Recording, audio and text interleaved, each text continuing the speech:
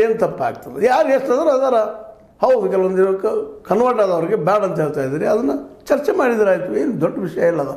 ಮೊದಲು ಎಷ್ಟರೇ ಜನ ಇದ್ದಾರಪ್ಪ ಅದು ಗೊತ್ತಾಗಲಿಲ್ಲ ರೀ. ಲಿಂಗಾಯತರು ಒಂದು ರೀತಿ ವಾದ ಮಾಡ್ತಾರೆ, ಹೌದು ಬಸವಣ್ಣ ವಾದ, ಹೌದು ಬಸವಣ್ಣವ್ರ ವಿಚಾರಗಳು ಸರಿ ಇಲ್ಲದವ. ಅವರು ಈ ಒಂದು ಇಲ್ಲಿಯ ಮೂಲಭೂತ ಸನಾತನ ದೈವಿಕರಿಗೆ ಯಾವ ಆ ವಿಚಾರಗಳು ವಿರೋಧವಾಗಿ ಅವರ ತಮ್ಮ ವಿಚಾರ ಬೆಳೆಸ್ಕೊಂಡು ಬಂದಂಥವ್ರು ಇದ್ದಾರೆ. ಅವರು ಜನಕ್ಕೆ ಕೇಳಿದ್ರೆ ಅರ್ಥದ. ವೀರಶೈವರು ಕೇಳ್ತಾ ಇದ್ದಾರೆ ಒಂದಾಗೋಣ, ಹೌದು ಒಂದಾಗ್ರಿ, ಆದ್ರೆ ಬಿ ನಮ್ಮಲ್ಲಿ ಏನದಲ್ಲ ವ್ಯವಹಾರಗಳು ಜಾತಿ ನೆರಗಟ್ಟಲ್ಲೇ ನಡೀತಾವೆ, ಅದನ್ನ ಬಿಟ್ಟು ಯಾವುದೂ ನಡೀತಿಲ್ಲ. ಅದು ಎಲ್ಲೋ ಒಬ್ಬರು ಒಂದಿಷ್ಟು ಮೂರದ ಮಾಡಿ ಹೋಗ್ತಾರೆ, ಆ ಮಾತು ಬಿಟ್ಟರೆ ಅಪರೂಪದ ಘಟನೆಗಳೆಲ್ಲ ಅದರ ಸಹಜ ಘಟನೆಗಳಲ್ಲ ಅನ್ನೋದನ್ನು ನೆನಪಿಸ್ಕೊಳ್ತಾರೆ.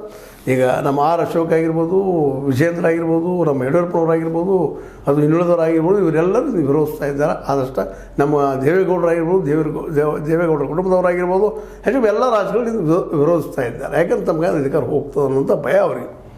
ಆದರೆ ಕಾಲ ಯಾರನ್ನೂ ತಡೆಯೋದಿಲ್ಲ, ಅದು ಆಗೋದನ್ನು ಅದು ಆಗಲಿ ಅನ್ನೋದು ಭಾಳ ಜನರ ಅಭಿಪ್ರಾಯ. 1931 ನಂತರದಲ್ಲಿ ಆಗಿಲ್ಲ, ಅದರ ನಂತರ ಅಲ್ಲೇ ಇಲ್ಲ ಯಾವುದೋ ಸ್ಟೇಟ್ಗಳಲ್ಲಿ ಆಗಿಲ್ಲ ಅಷ್ಟೇ. ಬಿಹಾರದಂಥದ್ದು, ನಮ್ಮ ಕರ್ನಾಟಕ ಮಣ್ಣಿನ ಮಾಡಿದ ಮಾತ್ರ ಅದು ತೆಲಂಗಾಣದಂತಲ್ಲಿ ಆಗಿರ್ಬೋದು, ಆಗಿದಾವ. ಇವತ್ತು ರಾಹುಲ್ ಗಾಂಧಿ ಅದು ಪೂರ್ಣ ಪ್ರಮಾಣದಲ್ಲಿ ಇದು ಆಗಬೇಕು ಸರ್ವೆ ಅಂತ ಬೆನ್ನಿದ್ದಾಗ